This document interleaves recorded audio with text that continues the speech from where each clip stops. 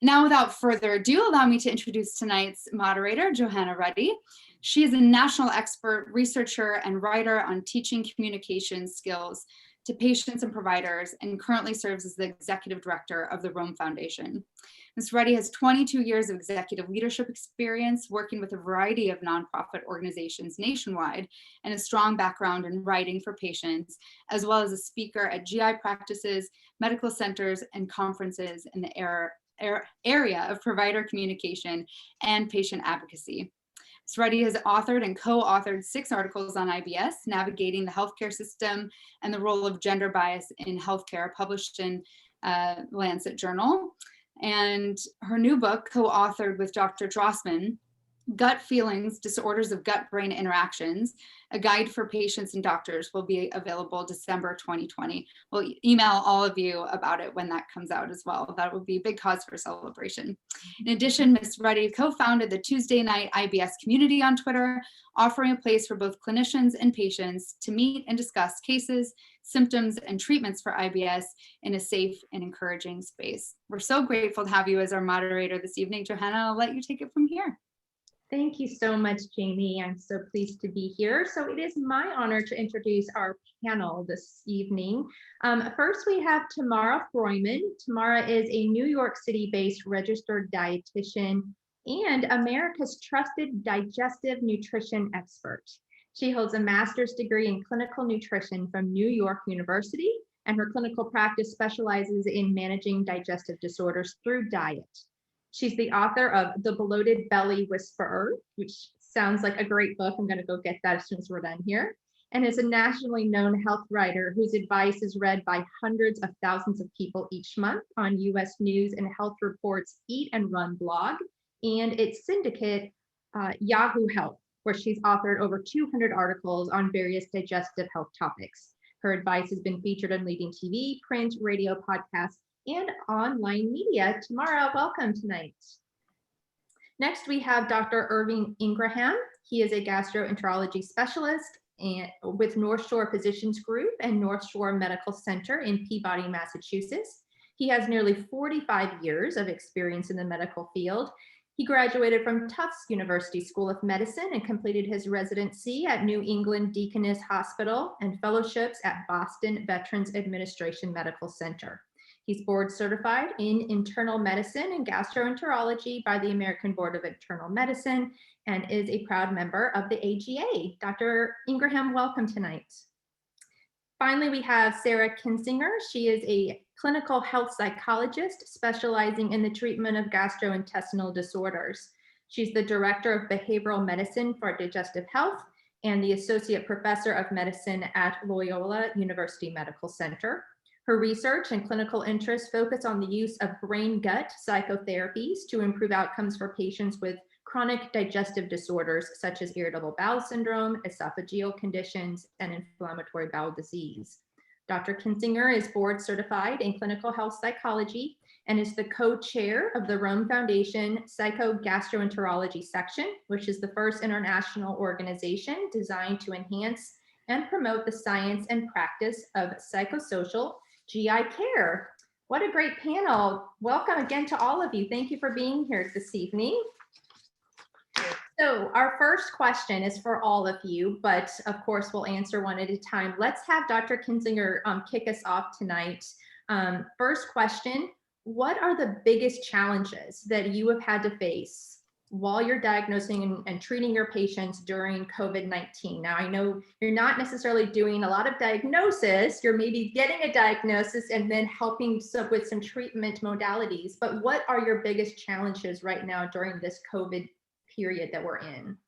Well, it's been interesting because with the kind of explosion of telemedicine that's occurred with COVID, you know, as a psychologist, that's actually worked in my favor in terms of being able to deliver these treatments more easily. You know, luckily, you know, as a psychologist, I don't necessarily need to be in the room with my patient to deliver psychological treatments. And so it's actually allowed me to reach, you know, a broader audience of patients than I normally would be able to, and just has helped to really improve accessibility. So, I mean, I think the challenge has been just capacity. You know, there is just increased rates of stress, anxiety for a lot of patients, which is, I think, ramping up symptoms for many of our patients. And with the increased accessibility from telemedicine, sometimes it's just hard to, you know, get all of the patients access to care and to a provider who has availability. Yeah, absolutely. Tamara, what about you? Biggest challenges in treating your patients right now? So, I definitely agree with Dr. Kinsinger in terms of there are definitely some benefits in terms of the accessibility. I think it's challenging because as a dietitian, sometimes, not every, especially with the functional bowel disorders, not everything responds to dietary interventions. And often patients will need, specialized medical testing or medical treatments that are just a lot harder to get when, access to in-person testing is reduced or patients, don't feel comfortable going out for in-person testing. And so, rectal manometries or pelvic floor physical therapy or, breath testing, which obviously we do have an at-home kind of ship to the patient option, which is a lifesaver. But in-person breath testing capacity has really come down. And so for me to really help my patients, I need them to have more medical care, which can be difficult to access. And then the other aspect of it is just everyone's eating habits are really weird right now and abnormal. And there's so much stress eating and a lot of emotional eating and a lot of just like, I'm working from home and I pass by the kitchen 100,000 times. And it's really hard for patients to kind of be more structured in their eating like they are when they're, waking up, leaving the house, they get to work at this time, they eat at this time. Eating is very unstructured for a lot of people now. And it can just raise all sorts of new GI issues that you're trying to sort through because there's no normal day anymore. So that's tricky. Gosh, that's a good point. That regimented scheduling of meals is kind of out the window right now. That's a good point. Dr. Ingraham, what about diagnosing patients? How is that a little bit more challenging right now during COVID and telemedicine? Well, I'll sing a similar tune. It's actually less challenging. Things are better than ever Really? because of the advent of telemedicine. Hmm. The functional GI diseases, if you want to call them that, or dysmotility problems are largely a talking diagnosis and a talking management. Really, the test that's core is the home breath test for SIBO. So patients have better access to me than they ever did. The only problem is that it never ends for me. The office used to close at 5, but now you can do video visits as far into the evening as you can stand. It's actually raised my load and it's raised patients' access, much better access to me than they did when they had to wait for an office slot. I think people adopt very fast to the video format, and it's a great step forward. That's great. That's good to hear that you're finding it to be beneficial. Tamara, this question is for you. What is the role of a registered dietitian in working with patients who have suspected DGBIs, which is what we're now calling formerly functional GI conditions. Now we're calling them disorders of brain-gut interactions. So what's your role in working with those patients? And then are there evidence-based dietary interventions that you use with these patients who have DGBIs? Yeah. When I think about my role working with these patients, I think that there's kind of two main buckets that they fall into. And so the first is sort of the traditional role of a registered dietitian, which is medical nutrition therapy, right? And so to really be successful with patients in this space, I think it's so important to actually listen to their symptoms so that you can tailor specific recommendations for their symptoms. Because you can walk in and tell me I have a diagnosis of IBS. That doesn't tell me anything about what I need to tell you to do, because there are so many different presentations of IBS. There's so many different presentations of a functional dyspepsia. Everybody's functional GI disorder presents in a nuanced way. And so rather than knowing what your diagnosis is, and frankly, I don't even need to know that you have a diagnosis if I listen to your symptoms, right? Because if I know that you have a lot of nausea, I might do some interventions around ginger or cold temperatures or small frequent meals. Or if I think you might be full of stool, I might actually kind of work with you on a bowel regimen, because sometimes, the lower GI stuff presents as nausea. And if I know that you have a functional dyspepsia, there's some evidence basis around like an FD guard and iberogast. If you have a lot of pain and bloating and gas and diarrhea, obviously the low FODMAP diet is evidence-based, and that might be the direction I take it with you. And so I might be thinking about fiber manipulations or volume or texture, right? There's all sorts of things I can do. And if I don't really listen to what you're telling me your problem is, I'm going to give you a cookie cutter solution. Oh, you have a functional bowel disease? Have the low FODMAP diet. Right. It's not tailored. And so I think it's so important for the dietitian to really listen and ask a million questions and really understand what's going on with their patients. And the second role that I have adopted, that I think is a role that many dietitians can and should adopt, which is really to help our patients navigate their diagnostic and treatment process. Because we are professionals who spend 2 to 4 times more time with the patient often than they get with their doctors. And so the doctor is like listening, and they're taking their history and they're making the diagnosis, and they might like prescribe something, and the patient leaves there being like, why did my doctor put me on an antidepressant? Like I have stomach pain. Like, what do they think? It's all in my head? And they think I'm crazy, think it's stress. And sometimes our role is to help them understand why they were given that treatment, why they were given that recommendation. Similarly, I think to help steer them away from some of the distractions that they might be researching online, a lot of the alternative medicine stuff that is really, just detouring our patients away from productive solutions and causing excessive restriction in terms of their diet or excessive supplementation, which is very costly and often makes a functional GI problem worse. If you're taking 24 pills a day and you've got functional dyspepsia, that's not going to feel good. And so a lot of it is also to kind of bring them back to the fold and help them understand what's real, what's not real, what your doctor has learned, what your doctor hasn't ruled out yet, to really help them navigate that process and feel like, because sometimes they just feel like, oh, it's a catch-all diagnosis. It means like there's nothing wrong with me. And to help them understand, like, no, this is a real diagnosis. And there are a million different things that can be done for treatment. There's medication, there's GI psychology, there's diet, there's, physical therapy, biofeedback. There's so many things that the medical community can bring to bear to help you feel better and to help them understand that and navigate that. I love that approach that you're customizing to each patient. And I love that you're emphasizing the communication aspect. That's, that in itself can be very therapeutic to a patient who hasn't had that opportunity to have some really good science-backed education and explanation of what's going on, and then be able to ask their questions and kind of weed out the pseudoscience stuff and the junk from Dr. Google, and really feel confident that they're moving forward with a legitimate diagnosis, with a good treatment plan that they've been a part of, kind of assembling with your help, and they are going to be really on the right track with that. So I appreciate that very much. Great advice there. Dr. Ingraham, let's move back to you. Now, you said that telemedicine was really working well for your patients and increasing accessibility, and you were a fan, which is awesome. Let's switch to how you're testing your patients for DGBIs now during COVID. Is that proving to be a little bit more challenging, doing some diagnostic testing? How are you managing that? Well, it's not a dramatic answer, but the answer is no. It's going fine. As I mentioned earlier, breath testing is, of course, as available as ever. Endoscopy, manometry, whatever, our hospital has solved the problem by pre-testing all incoming patients for COVID 2 days before their appointment.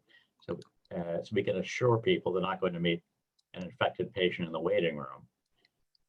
And the staff is tested also. So we feel pretty safe.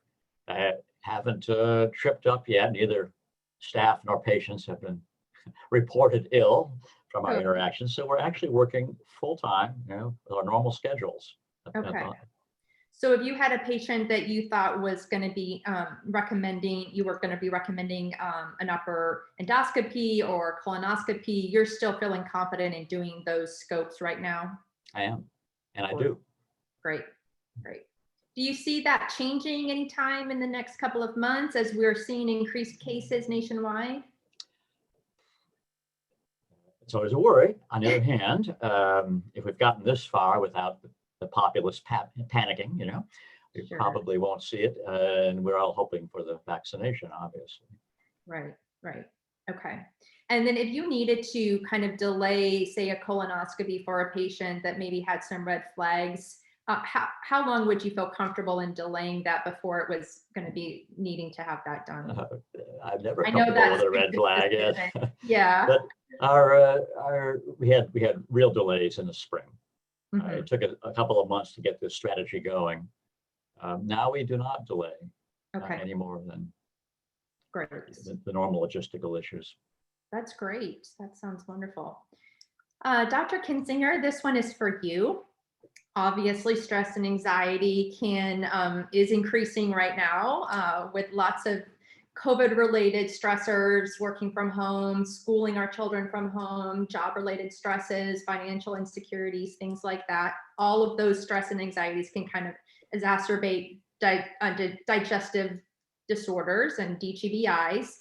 What are your best treatment options when patients are coming to you feeling extra anxiety-ridden or stress-ridden? And has that changed during COVID since you've been seeing these patients? Yeah. So yeah, you're absolutely right. I mean, lots of, research has come out showing that there's higher rates of mental health issues, and the vast majority of Americans are reporting higher rates of stress right now, just because of all the reasons you mentioned, that our lives are really being disrupted by this pandemic. And our patients, we know that these disorders of gut-brain interaction are stress-sensitive conditions. And, I always really emphasize with patients, that doesn't mean that we believe that stress is causing this. We know these are very complex conditions with multiple factors really playing a role. But because of how closely our brain and our gut are connected, those two organ systems are hardwired and always communicating with one another. So whenever we have that physiological stress response, that information gets fed to our gut. And knowing that there is kind of visceral hypersensitivity with conditions like IBS, stress is going to hit their gut a little bit harder than it is just an average individual. And so, I think this is, I think some patients are recognizing now more how stress is playing a more noticeable role because of the heightened stress we're all having. And I think it's making patients more receptive to thinking about using psychological interventions and techniques to help manage their conditions. So in our field of psychogastroenterology, we do have some evidence-based psychological treatments that are helpful for GI disorders specifically. So, for example, cognitive behavioral therapy, gut-directed hypnotherapy have really good science behind them. We have over 30 years of research showing these can be helpful treatments for these conditions, particularly IBS. And so, in working with patients right now, again, I'm finding that patients are just very receptive to learning these techniques, because not only is it helping with the GI symptoms that they're dealing with that are flaring up right now, but it's also just helping with kind of the general stress and anxiety we're all experiencing. Definitely. I want to just kind of piggyback off of your answer there, Dr. Kinsinger, and ask Tamara, do you have patients who are also utilizing GI psychology as well? And do you have like a multidisciplinary kind of patient approach to their care and their management, where you're communicating with the GI doc and with the GI psychologist, and you're all working together? And how do you feel that works for patients? I think that's the only way it works for patients. So good answer. I work for a gastroenterologist. So I am a salaried employee of a gastroenterology practice, which is a very unusual setup, which shouldn't be unusual. I think it should be the standard. Yeah. So I work very closely, obviously, with my employer for our mutual patients, but I also see patients probably from like a dozen or more gastroenterologists throughout the city. And I've trained them over time to fax me in advance notes or heads up, or now they're actually calling me sometimes in advance to give me heads up about patients, which is always very helpful. And after every patient encounter I have with somebody else's patient, I will fax over a copy of my consult note to their physician, whether or not that physician referred them. So at least their physician knows, this is my assessment, this is my plan of care. And if I think that there's any testing that this patient would benefit from, I'll suggest they consider it. And if I think this patient would, benefit from like a GI psychology approach, I will make that referral myself. There's, and so when I started learning a lot about, and so we don't have a GI psychologist in our practice yet, unfortunately, but hopefully. But when I really started to understand and appreciate the power of these types of interventions, I started asking around, and I said, who's doing this in New York City? Found a couple names, put out some emails, made some calls, spoke to a woman for an hour, got a good feel for her, felt like we were really on the same page, felt like she knew what she was talking about. And I started referring to her. And so, finding your network. And now I know who the best pelvic floor physical therapists are in the city, who we think do a great job, who understand dyssynergia and understand these conditions. When a patient gets, a weird manometry result, like we know where to send them. And so we have our people, even if they're not necessarily working in my practice, I have built up a network of trusted professionals in other disciplines who just know what they're doing. We share a lot of the same patients, and it's great. That's wonderful. That is great. Dr. Ingraham, what about you? Do you have a multidisciplinary approach to your patient management as well?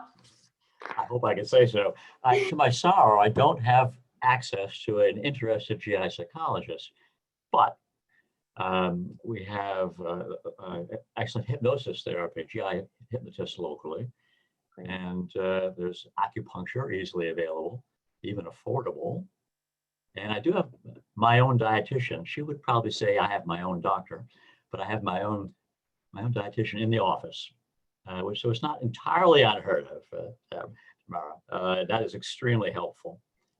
Someone who's, I think, very much like you, Tamara, young, unlike me, interested, energetic, curious, and empathetic, goes a long ways. If I could have my own psychologist, that would be heavenly.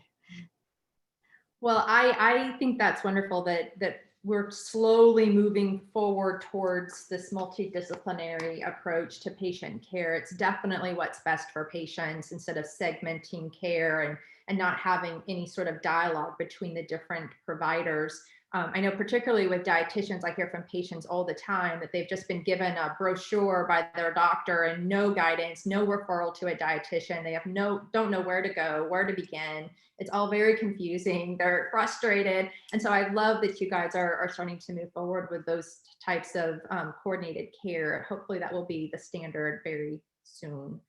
All right, next question. This is for all of you. Tamara, why don't we start with you?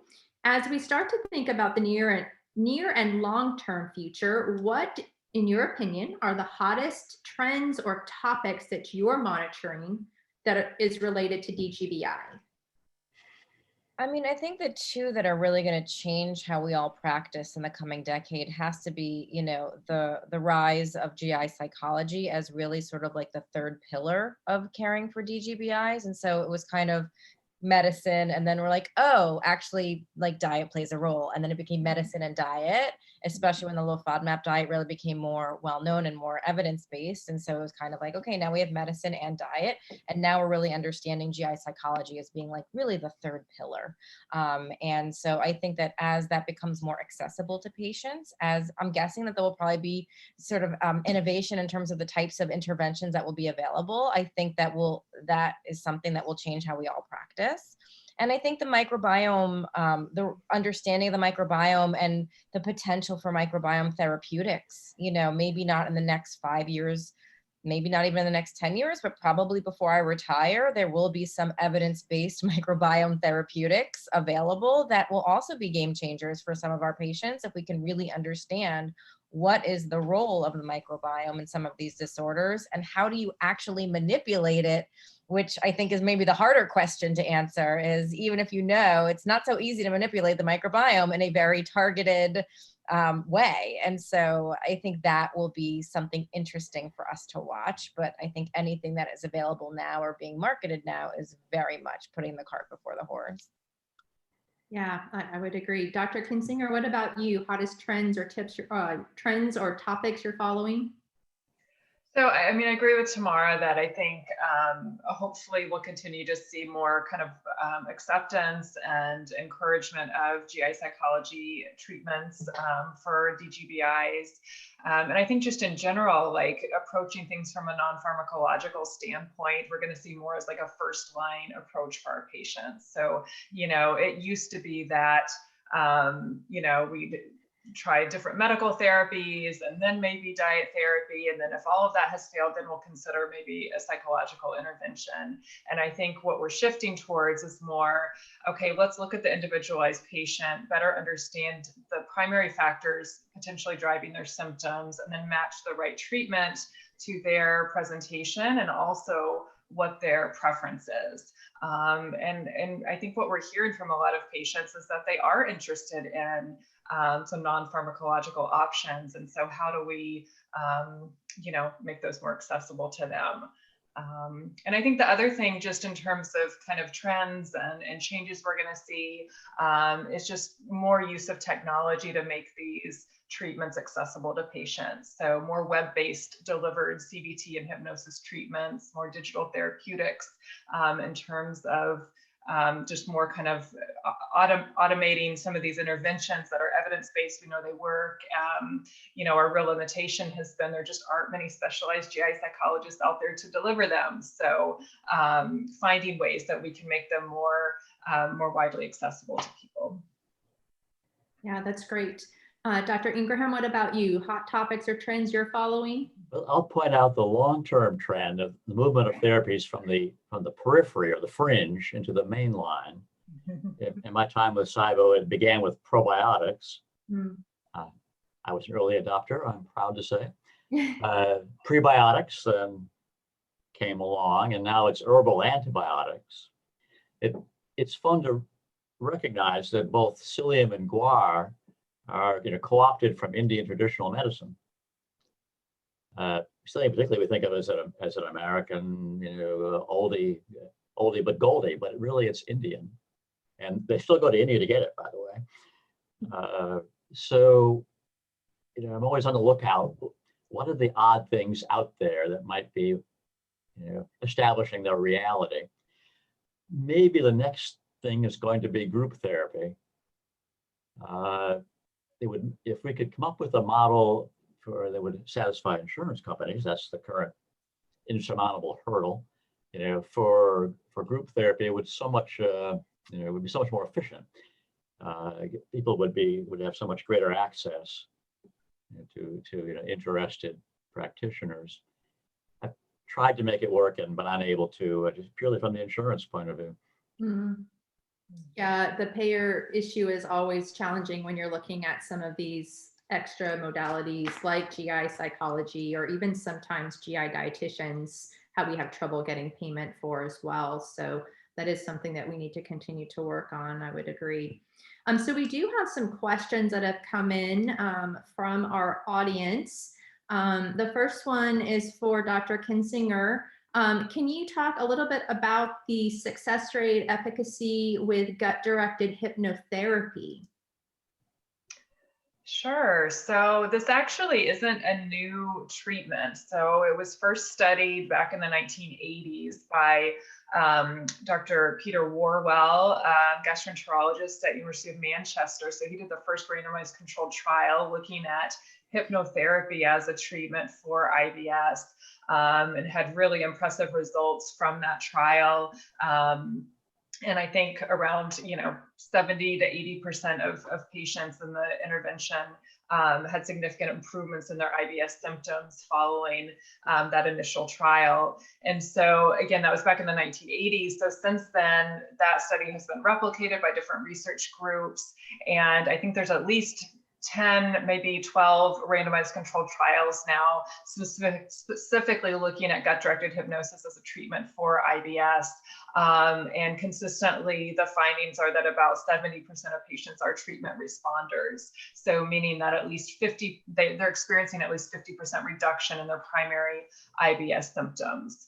Most of the research has been done in IBS. There's been one trial in functional dyspepsia that showed really impressive findings, and then also some some encouraging kind of pilot studies in esophageal conditions as well. So it is an intervention that we really can be really confident in recommending because it has been studied so rigorously by so many different research groups. Great, thank you. Let's see, we have another question. Tamara, I'll ask you this. Is there a resource that you use when locating gastroenterologists who are well informed about treating patients with these functional conditions? Is there a place that you go to, a resource place to find these sorts of specialists? So, I mean, look, I've been in practice in New York City for 10 years. And so I've seen thousands of patients who tell me who they see, and I hear what their doctors tell them and what their doctors do. And I know from my patients who's good and who's not good, right? Mm-hmm. And so where I practice, I know just because I've been there for a long time. I think the challenge has been now that I'm doing telehealth with patients all across the country, and I'm like, I think you might need, you know, X, Y, or Z. And they're like, how do I even find someone? Like, I've seen 3 gastroenterologists and they just want to scope me, and like, nobody wants to talk to me about this stuff.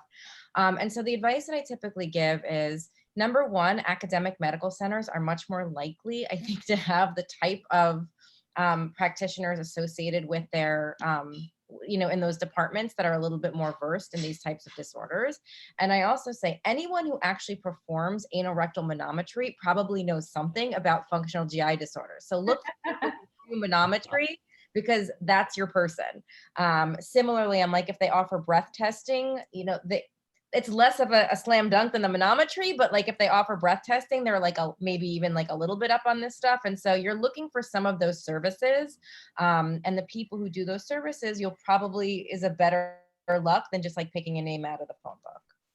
Yeah, absolutely. From our perspective, we at the RIM Foundation, obviously that's our specialty, our disorders of gut-brain interaction. We do have a listing of physicians both in the US and globally who specialize in these conditions. We don't have it public because some people don't want it to be overrun, or they have long waiting lists for patients. And so if you have a specific condition, you're trying to find someone in your area, just email me and I'd be happy to help provide that information to you. That's great. I'll also say that I had a student intern, a student dietitian, maybe like a year or so ago, who one of her projects working with me was she called every GI dietitian I know all across the country and said, who are the great doctors in your geography who treat your IBS and your SIBO patients? And I made myself like a spreadsheet, and then I just maintain a spreadsheet. And then if I have a patient in such and such state or this and that, I'll be like, let me see if I have any good names for you. And that was also something that has helped me a little bit. That's great. Tamara, this question is for you as well, since we're talking about dietitian services. Have you had success or found challenges in getting your patients coverage, insurance coverage for dietitian services when they're coming with a diagnosis of IBS or another GI condition? Are there some conditions that our insurance will cover versus some that they will not cover? And how do you manage that? Yeah, I mean, so first of all, again, as a salaried employee, like luckily, like I get paid whether or not my services are reimbursed. And so, you know, patients are ultimately responsible for that, which is difficult for them sometimes. There are a couple of ways that you can do billing, this isn't a billing webinar, I know, but like if you are a dietitian who works for a medical practice, there are certain circumstances under which your services can actually be billed as an MD visit, sort of incident to. PAs can do that, NPs can do that, RDs can do that in certain circumstances. And so that does make our services a little bit more accessible because of our setup. But what I've noticed in the past couple of years is, you know, some of the big insurers, what they've started to do is they're giving nutrition coverage, but only for like preventive care, like obesity related diagnoses and cholesterol and diabetes and, you know, and high blood pressure and things like that.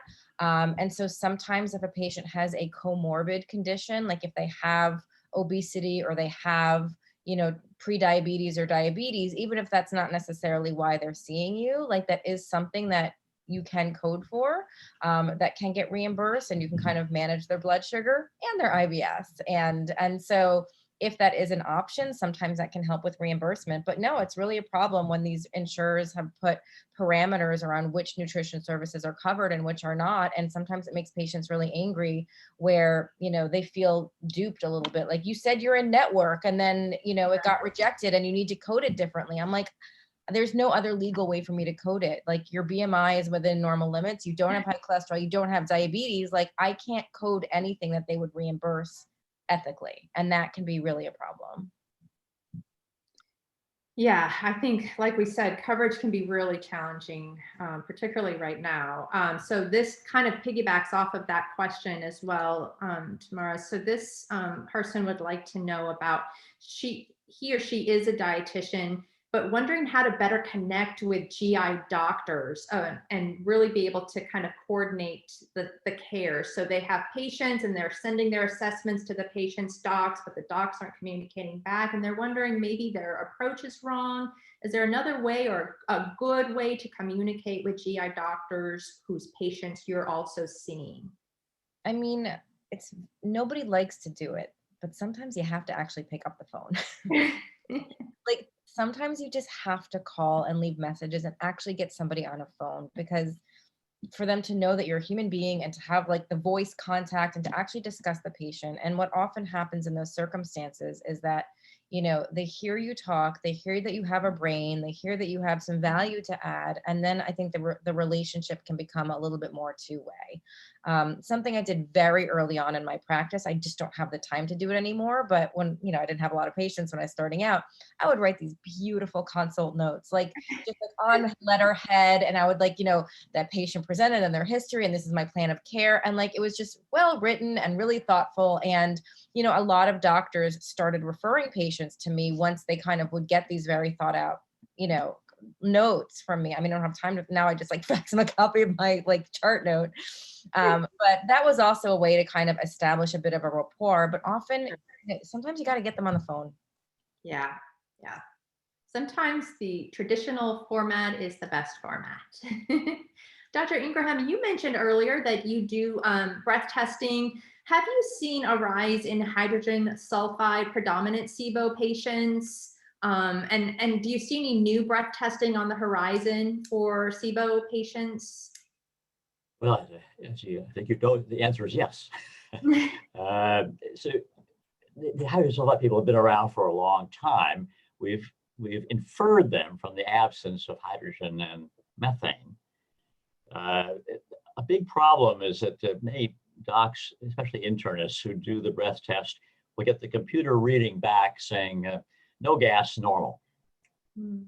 The computer algorithms are extremely simplistic, and they will not pick up the atypical abnormalities like high baseline or methane only or no gas, hydrogen sulfide.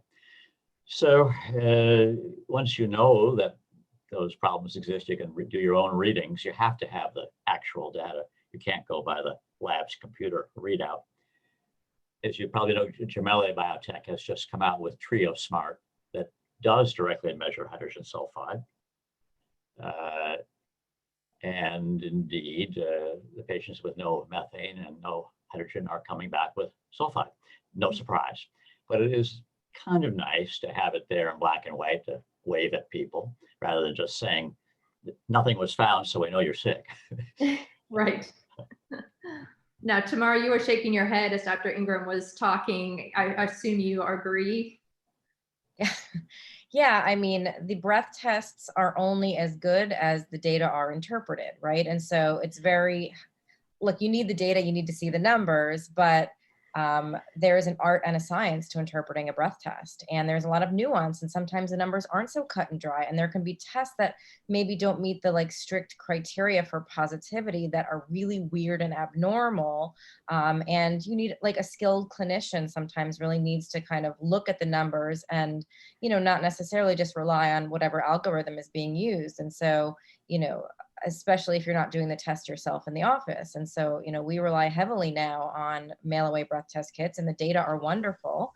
And often, you know, we agree with the interpretation, but sometimes, you know, we don't. And so as long as we have the numbers, it's fine. Like we'll use the numbers and come up with them. And then the other thing I wanted to add to Dr. Ingram's comment about the hydrogen sulfide, something that we've seen in our practice, and actually I would love his point of view about it, is fructophilic SIBO. And so we will get these negative breath tests with glucose and lactulose, and we would have bet our licenses that this patient has SIBO. They have all the presentation. How do they not have SIBO? And we're like, oh, maybe we missed something. And maybe it's just a fructose intolerance. We'll check them with fructose and their numbers spike at like 15 or 30 minutes. And that's too early to be a fructose intolerance. That's your small intestine. And so we looked in the literature and we found that there's these critters called fructophilic lactic acid bacteria. We like to call them FLABs. And, you know, these are your SIBO patients who are like murderously intolerant to fruit, and you give them antibiotics and they're fine. And it really seems to be a SIBO that we catch with a fructose breath test, which is super interesting. And so every once in a while we see one of those, which is kind of interesting. Dr. Ingraham, any comments on that? You just taught me something I didn't know about that. Although I'll shoot back with sucrose intolerance, which is not picked up by the center, but you have to order a sucrose tolerance test for that one. No, I'm going to look up as soon as we get up the line. Find that out. Dr. Ingraham, we have a question for you. This person is wanting to know, let's say you have a patient who requires more than just diet and doesn't have access to see a GI health psychologist. Can a gastroenterologist prescribe SSRIs or SNRIs, or do you have to refer to a psychiatrist for that? Also, how would you handle common side effects like nausea that are typically seen with these drugs, particularly when their primary GI complaint is nausea? GI guy absolutely can prescribe psychotropics. That can be SSRIs, SNRIs. We use a fair amount of the old tricyclics with good effect. In fact, that's my go-to before an SSRI. Studies, data, favor tricyclics over SSRIs for IBS. Mm-hmm. Side effects are handled as with any other drug. You have to do the informed consent and the monitoring and the hand-holding when they occur. But it's nothing that prevents a gastroenterologist from prescribing mental health realm drugs, just as internists do very commonly. After all, I was once an internist. And I will just tag on to that comment.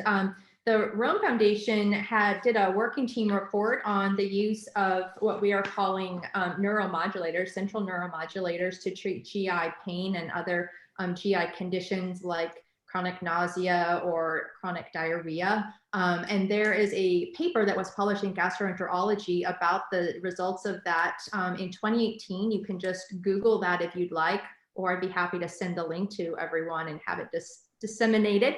There's also a great talk by Dr. Drossman, who is really pioneering the use of these central neuromodulator drugs for GI patients, that's on the Rome Foundation website. It's just a 30-minute lecture with slides that will really give you a good understanding of how you can prescribe these sorts of medications and how they work, the mechanism of action, et cetera, et cetera. So I'd encourage you to look there. It's the romefoundation.org is where you'll find that, that video. All right, so we're nearing the end of our Q&A. So let's just wrap up with one more question for the panel.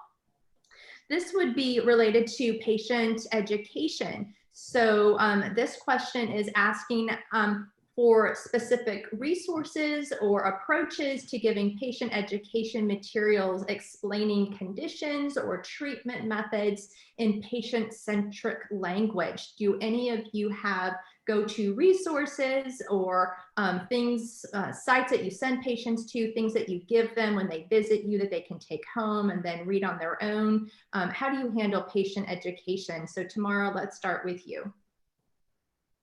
I mean, I use almost exclusively my own materials that I've developed over time, and I'm constantly refining them and updating them. So these are not static documents. I think when you've worked with patients for a long time, you develop your language and how you've learned how to explain things to people. And, as you can, I think, tell by how I talk, it's pretty colloquial, like I'm pretty straightforward. And I'm also a health writer, right? Like one of the things I do is translate complex things into layperson's language. And that's I guess where being a writer helps. And so typically all of my handouts that I'll give a patient will have a few paragraphs up front that just explain like, hey, this is a diet, and here's who it's for, and here's why it works, because here's what's going on in your body that this diet might be helpful for. And so I'll always kind of put that out there in the beginning before I actually just give lists of food. And then typically just with educational materials, I'm usually not saying don't eat this so much as instead of this, substitute with that. So it's less about just like, no, no, no, because we don't take a list of no to the supermarket, right? We take a list of what should I buy? Like, what should I eat? And so I just always make it a point not to just tell people what to avoid, but really to focus more on what they should or could eat. That's great. Are any of those resources available to anyone in the audience today? I mean, they're not like publicly available online. Okay. They are my own copyrighted materials, but certainly if somebody was in a jam and they didn't have information about a particular condition, people have emailed me over the years, and I do share my materials on a case-by-case basis. And so if you're in a jam and you don't know what the low histamine diet is or something like that, just send me an email. You can find me online. I'll hook you up. That's great. That's great. Dr. Kinsinger, what about you? How do you handle patient education, particularly with GI psychology, which can be a tricky topic with many patients? Yeah, so I mean, I think first and foremost, it's like a key part of just my intervention in general. Like that's where I start in the initial assessment, and even in my first visit with the patient, is I spend a lot of time on education around their diagnosis, and then how stress, anxiety, the brain-gut connection is likely playing a role for that specific individual. And so using some patient-friendly language to help explain some of those complicated concepts related to, brain-gut dysregulation and how that causes gut symptoms to manifest. And then to supplement that, I really like a lot of the materials from IFFGD. So this, they're geared towards patient education, and they have some really nice handouts on GI psych interventions. So my colleagues, Lori Kiefer and Sarah Ballou, two GI psychologists, they wrote up a nice kind of brief handout describing cognitive behavioral therapy for IBS. There's handouts on gut-directed hypnotherapy. And so those are nice those provide nice overviews of these interventions we commonly use. And then the final resource is my colleague, Ole Paulson, who's done a lot of research on GI hypnosis, has a really nice website as well, ibshypnosis.com. And he provides a nice overview of all the literature on GI hypnosis, and also has a directory of GI hypnosis providers. And then I'll just give finally, I'll just give a plug for our directory through the Rome Psychogastroenterology section. So if you're looking for a GI psychologist in your region, we actually have a searchable directory now on our website. So this isn't as much patient education, but more just kind of connecting you with resources. So if you go to romegipsych.org, you can search for a mental health provider within a state and within a city. And we have a growing list of providers on that website. So definitely start there in terms of looking for a mental health provider to work with. Great, thank you. And Dr. Ingraham, what do you give to your patients in terms of education when you've given them a diagnosis? So often when I see a new patient, they will say very apologetically, I know you'll hate this, but I've been on the internet. And my answer is always just the opposite. You need to spend more time on the internet. I don't find much misinformation. There's a fair amount of uncertain information, but I think people can learn a great deal and find a great deal of reassurance in finding out how their problem is, widely discussed. If they want to, a starter point, I'll say, well, look for the names Sue Shepard, Kate Scarlatta, Mark Pimentel. It's jumping off points. I think I don't have to write my own book. I'm too lazy. I tell people it's all there. Just turn on the computer. Great. So I would recommend in terms of patient education, the Rome Foundation has a whole section, a library actually of videos that we've created just for patients. It's on our website. It's completely publicly accessible. theromefoundation.org. You'll look for patient Q&A videos, and we cover every single topic you can imagine in the DGBI world, including all the different 33 different diagnoses. We talk about communication skills. We talk about using neuromodulators. We talk about GI psychology, diet, you name it, it's going to be there. So I would encourage you to look there. You can even give those links to your patients if you'd like, and have them watch them as well.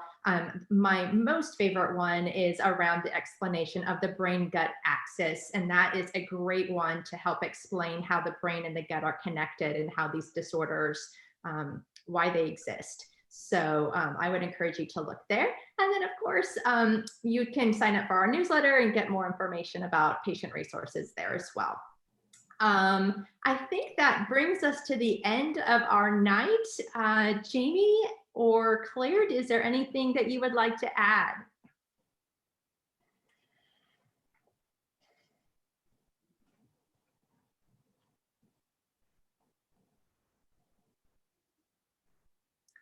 Okay, maybe not. One person is asking if all of the panelists could provide their contact info, and I'm not sure about that, but if that is available, I'm sure that Jamie or Claire will send that out to all of you who registered tonight. And yes, we will also send a list of the resources that we talked about tonight as well. So no problem on that end. So panel, thank you so much for joining us this evening. It's been a great evening of discussion. I appreciate your time this evening, and I hope all of you who are watching found it to be useful and applicable to your practice. Jamie, I'll turn it over to you.